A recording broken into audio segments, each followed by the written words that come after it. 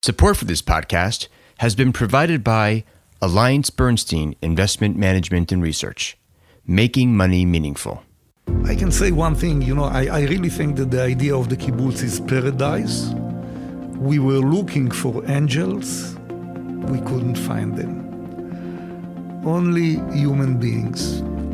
So we have human beings on the kibbutz, and I think that for some of us, the kibbutz is moving us a little bit toward being an angel. But most of the people are no angels. This is Startup Stories from the Startup Nation. My name is Yigal Marcus. Thank you for joining us. In this podcast, we'll meet the entrepreneurs who have personified the economic miracle known as the Startup Nation, the State of Israel.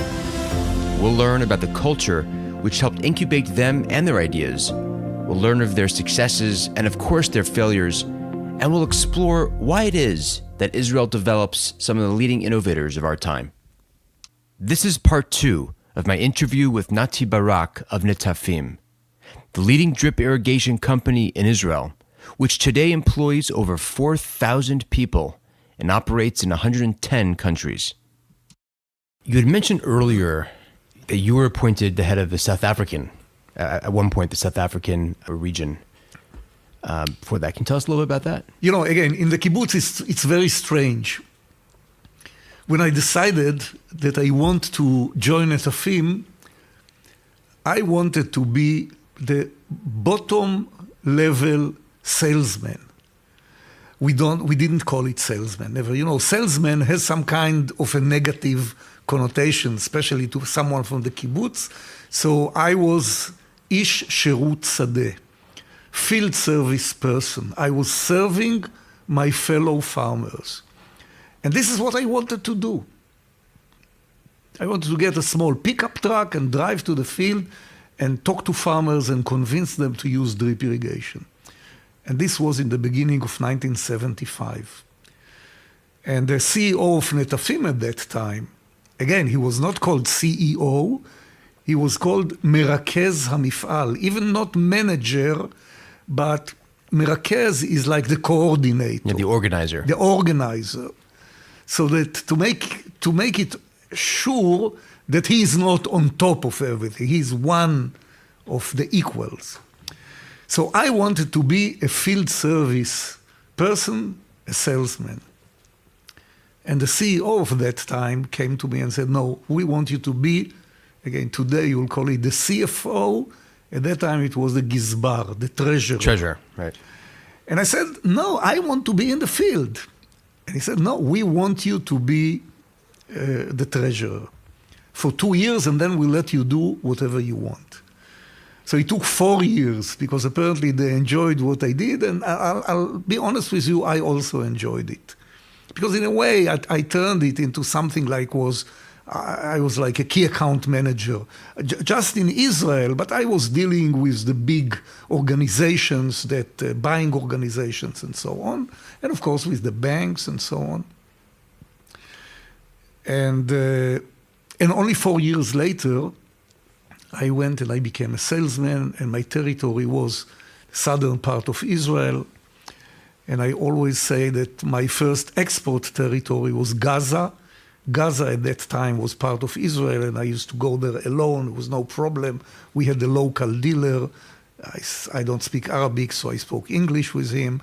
Beautiful seafood restaurants on the beach next to the casino. I loved going, and I loved the farmers of Gaza. Good farmers, good people. And one day, I always say, our dripper lines will be the bridge to peace. There's no question economic development, real economic development, is critical to peace. So, and then Sinai? Did you? And Sinai. I had. Wow. We had some. That's a big territory. Yeah, but I worked with some Jewish settlements on Sinai along the Red Sea, and of course the Arava Desert and the Negev mountains and so on. And then they said, okay, but to make life more interesting for you, you'll also be responsible for the Greek market. So my first steps in the global market were in Greece, very similar to Israel, Mediterranean climate and crops and so on, and great people. Farmers are always the greatest. And then a few changes, and we decided to start the first subsidiary in the United States, and I went to California. And at that time, we already had competition. And two guys with funny names, Naty, so you can say Naty. And that's not a good name for a development person. And Ichi. Jeez. And someone from the competition came to us and said, listen, you have this funny accent, you have funny names, you don't play golf with us, you don't go fishing with us, you don't drink with us. Do yourself and your kibbutz a favor and go back home because you'll fall on your face. And we said, yes, but we know one thing, which is drip irrigation. We are the source for drip irrigation. And today, Netafim USA is our largest subsidiary based in Fresno. And we are moving from the traditional almonds and grapes from Napa Valley and the Central Valley in California. We are more and more in the Midwest growing corn and soybeans and really helping farmers all over the United States to grow more with less. Why would anybody not use drip irrigation? There are several reasons. Number one, it takes an investment. And in Israel, in India, in Turkey, in some instances, the government realizes that some help is needed to start it, to introduce it to farmers. In California, farmers have no pain. I remember talking to farmers in California and telling them, this is saving water and so on. I said, why do I need to save water? I have as much water as I want, whenever I want it, wherever I want it, and it's free. So this was 35 years ago. We had a farmer that said, this nonsense is not going to continue forever, and someone is going to regulate water, and I want to be prepared, so I would like to learn about drip irrigation now. And so in California, farmers started with drip irrigation, realized that it's an excellent management tool, that it increases yield and increases income. So drip irrigation was adopted nicely in California. It also reduces consumption of water, I imagine. Of course, but now it is a concern. 30 years ago, it was not a concern. So it takes an initial investment. And it is a shift in the mind and in the practice and so on. So we are helping. We spoke about the technology, about the drippers and the dripper lines. And we have an excellent technology. But the agronomic know-how is also very essential to our success. The fact that it's not only the hardware, but also the software that we are providing to the farmers. So this is the second base for our success. The third one is our global spread, the fact that we are a global company and we are all over the world, and our manufacturing technology is also a state-of-the-art. It's a leading technology, and we have a very efficient, accurate manufacturing process. What is your fastest growing market right now? The fastest growing is China, because we entered China relatively late. India is growing very fast. And then there are, sometimes you have some crisis in the Far East, but Latin America compensates for it. Sometimes it's not very good in Africa, but then you have Europe and so on. So again, the fact that we are a global company and we have a good foothold in many countries helps us. I didn't give you an answer on South Africa. And then I think it was in the 90s, early 90s, we had a local representative in South Africa. And it was a good market, but it was not very good management, and we felt that the company is not going to make it. And we decided, at the beginning, we tried to work with them, and we had many legal issues and so on. And then we decided to start a subsidiary in South Africa, and I was appointed to be responsible for that. At the beginning, I was traveling a lot back and forth, and then I went there for about 4 months to start everything, to establish the company, and to appoint a local managing director to the company. And I found in the Afrikaners, in the African farmers at that time, they were excellent farmers, and they were good people. And I had, I was traveling in the remote area there, and I asked the farmer, okay, can you help me to find a hotel? And he said, no way, you are going to stay at my home. And so I find myself, he took his 5-year-old daughter out of his bed and put me of her bed and put me there. And then in the morning she came and she wanted me to tell her stories. So, and I still have some very good friends among farmers and irrigation dealers and our people in South Africa. One of the questions that I had was around the politics. Netafim is an Israeli company, and there are a lot of countries out there, I imagine, who really need what you provide, which is, life-saving technology to help increase produce and preserve water. And yet, you have the politics of you're an Israeli company, and specifically in South Africa today, which is right now somewhat hostile to Israel. How have you guys been able to navigate that, being an Israeli company and yet helping countries that may not like us very much?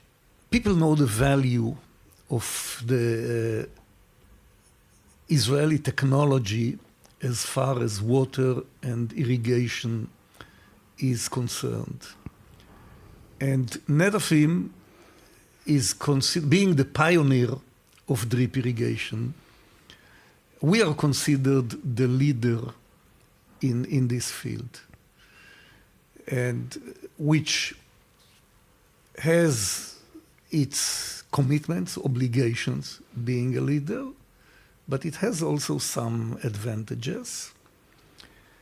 And people are looking for our technology. And again, the right word to say is they're looking for our solutions, because they have the challenges and we have the solutions, and they know it. So of course it's much easier when it is in California and the governor of California signs an MOU with our prime minister, and this is based on cybersecurity, agriculture, and water. Easy. It's a little bit more complicated when it is in country where the politic arena is not very favorable. We are not in politics. We are in helping farmers to grow more with less. This is what we do. So there was a great project that was done in Gaza under the Hamas, financed by USAID. carried by a subcontractor of USAID from the Washington metropolitan area, an NGO, a global NGO involved, helping small farmers, providing each small farmer with a small greenhouse and an Netafim irrigation system to help him grow more food with less water. In the Saudi Peninsula, you can find our drippers. We have muted the drippers so they do not sing the Israeli anthem.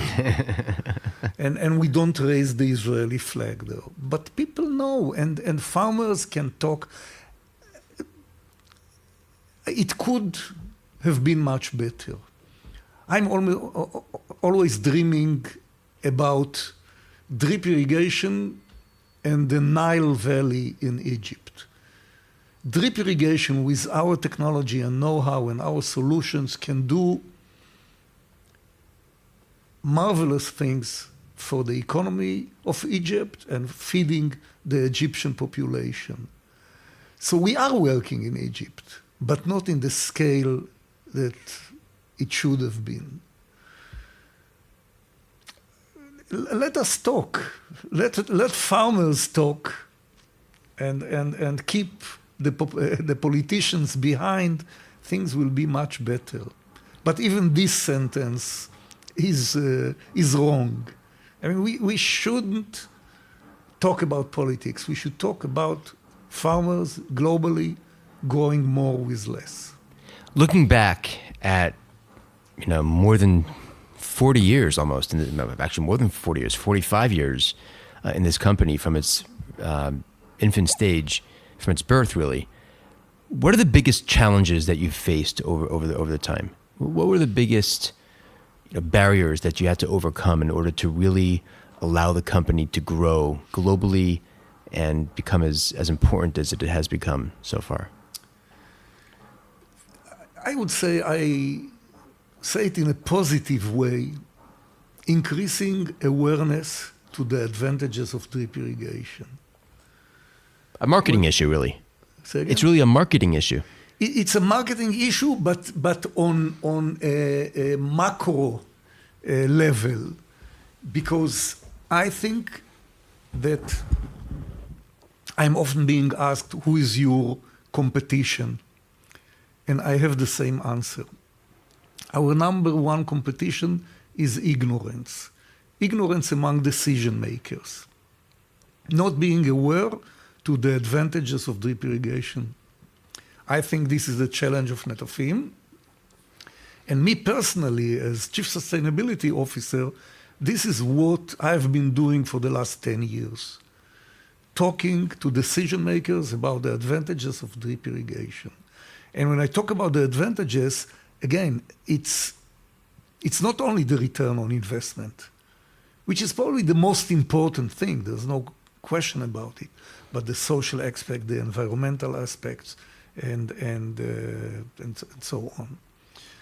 By the way, the second competitor is flood irrigation, and flood irrigation is winning. So we have to convince farmers, so going from top, from decision makers, to the bottom, to the farmer in the field, we have to convince farmers that moving from flood to drip irrigation will be better for them. And this is what we are busy doing on all levels. And that actually explains all the work that you do. So we have the chairman of the technical committee for the water reuse of the International Organization for Standardization. You work on a couple of committees in the United Nations. Want to talk about that a little bit? When I took this assignment, sustainability for Netafim, like many things in life, I mean, someone in a course of business administration and management told me that to succeed in business, you need mainly luck. To have luck in business, you need to work very hard. So, coincidence, I met someone from one of the platforms of the United Nations, the Global Compact, and I was talking about the good things that we are doing. And he said, funny enough, we are just establishing now a very interesting platform. It's called the CEO Water Mandate. He gave me the phone number of the guy who is heading this for the United Nations, and I called him, and I went to the first meeting at the United Nations headquarters in New York. And I was so excited. I mean, for us, the United Nations, first of all, many of the platforms of the United Nations in Israel don't have a very positive image. But I went and I saw people dealing with actual things concerning water and awareness to water, and I realized that this is an excellent platform for us. And I perhaps spoke too much on this first meeting, so they asked me to be on the steering committee from day one, and I was on the steering committee. And I saw that the people, that's where I learned that big corporations are more and more getting aware of how they treat the environment in general and water in particular. And there's the water footprint of products, and I always give the example of blue jeans. One pair of jeans is consuming 4,100 liters of water, 4.1 metric tons of water for one pair of jeans. 40% in laundry, in washing the jeans. And Levi's came with that idea. They say, don't wash your jeans so often. Put it in the deep freezer for 24 hours. It will kill all the germs, and then you can wear it again. And I want to go to Levi's. I didn't know that. You didn't know that. So they got to tell me these things. It should be on a label. Look up water footprint blue jeans. One kilo of beef consumes 15,000 kilos of water, 15,000 liters of water, which equals 50,000 kilos of water for 1 kilo of beef. Most of it growing corn or alfalfa to feed the beef. Wow. So I want to go to Levi's and say, buy your cotton only from farmers who use drip irrigation, which will save 50% of the water. So those are the platforms, the United Nations and so on. And then I got this amazing phone call in Swedish accent telling me, this was in 2013, Mr. Barak, we are very happy to inform you that this year you are going to receive the prize. So I was sure that I'm getting the Nobel Prize. So it wasn't the Nobel Prize, it was the Stockholm Industry Water Award. And I had to go to the King and Queen of Sweden and wear a tuxedo, which, by the way, we don't have on the kibbutz. Or in Israel, for that sake. In Israel, you may get it now. But we have so many Nobel laureates, so I guess that I could borrow one. And I got this very prestigious. A year before us, it was PepsiCo, and the year before that, it was Nestle, and then Netafim. So this is, I'm using it, we are using it to increase awareness to our good work. A couple of last questions, because I know that you've been great. You've been with the company for 45 years. You've had an amazing career, and yet you come to work every day. What motivates you?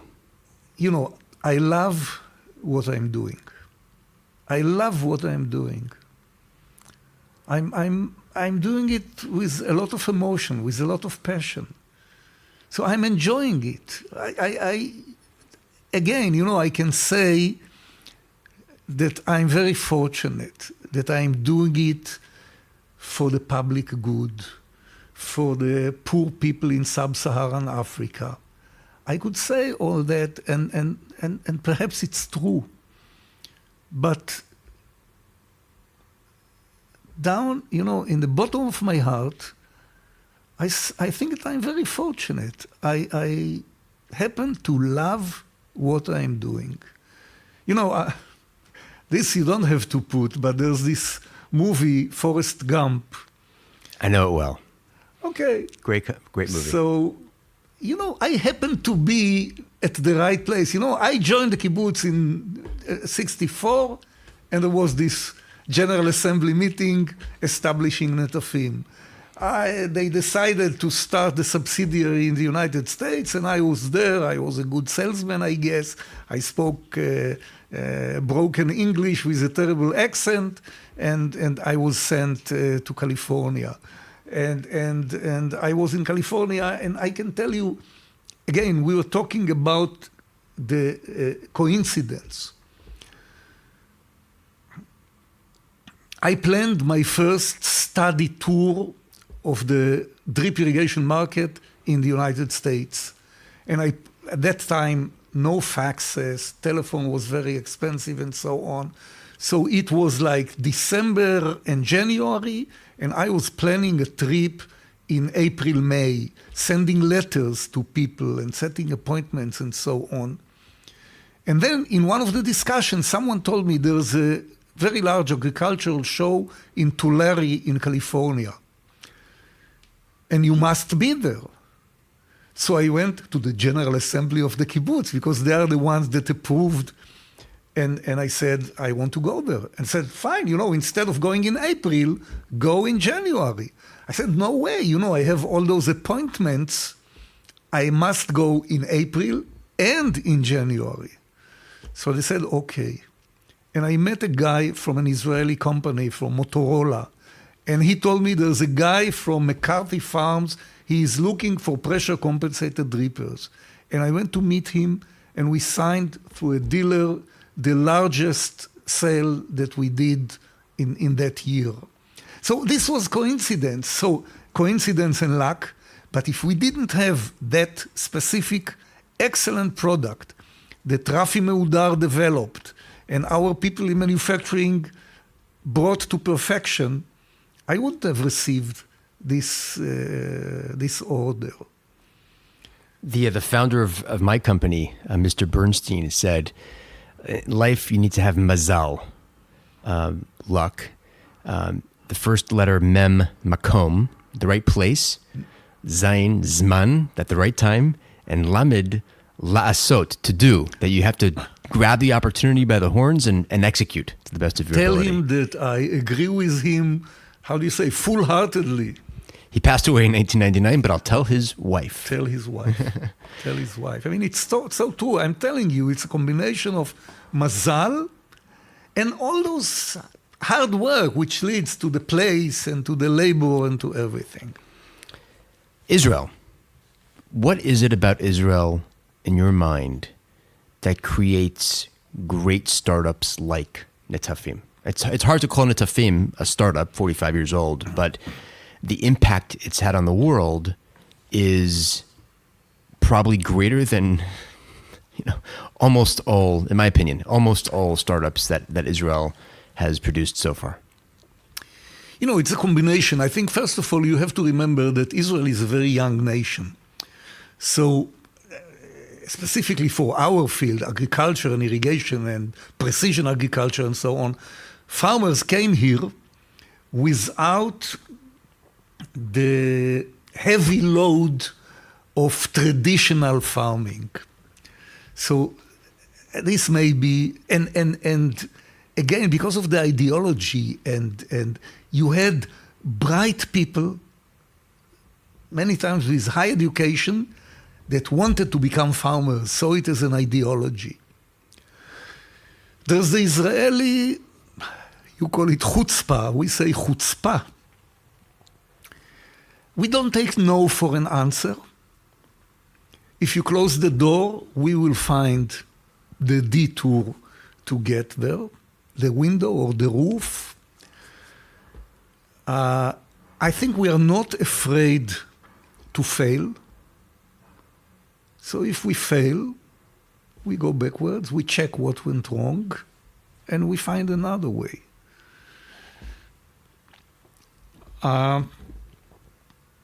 This is not my quote, but the Jewish mother that wants us to succeed, to do something. Look at your cousin, he's already there. And so I have also to prove myself to my Jewish mother.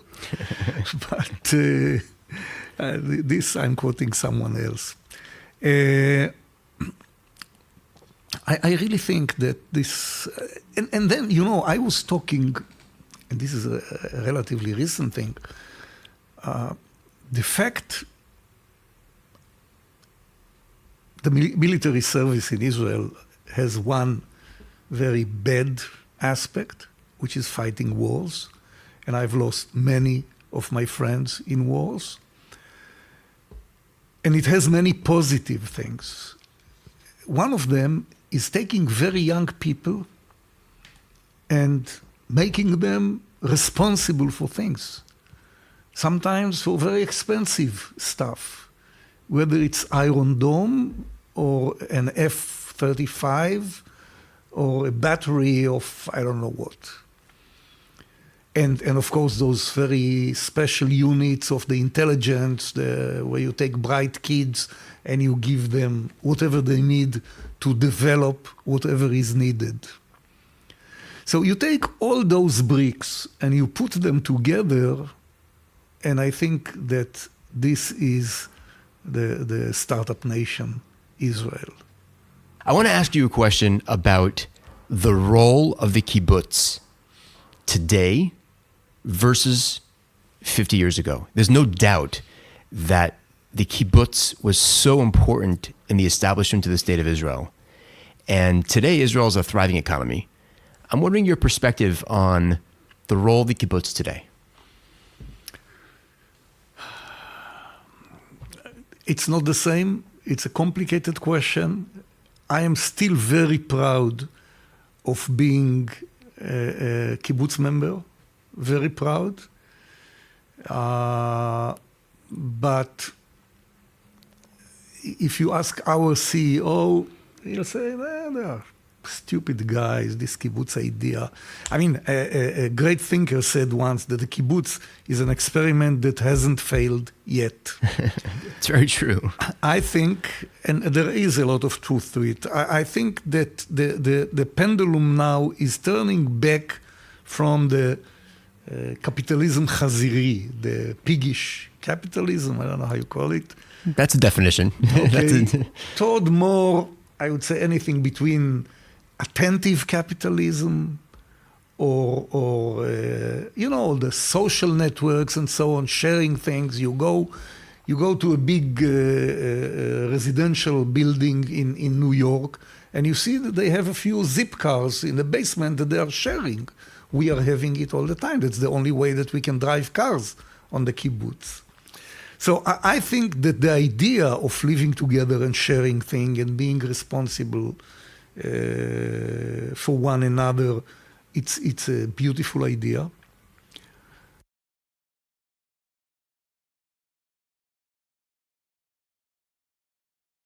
I can say one thing, I really think that the idea of the kibbutz is paradise. We were looking for angels, we couldn't find them. Only human beings. So we have human beings on the kibbutz, and I think that for some of us, the kibbutz is moving us a little bit toward being an angel. But most of the people are no angels.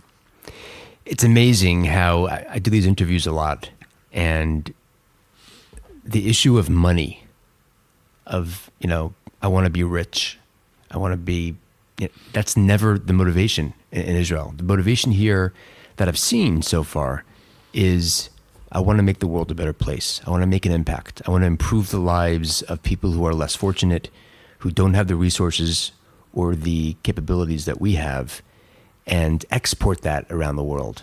And there's no greater message of Zionism than Israel can help any country in the world with their problems if you just let us. Of course.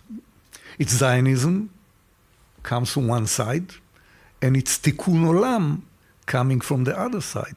And for me, again, how to say, with all modesty, I feel that I made an impact in California, in the Arava, in Gaza. You have.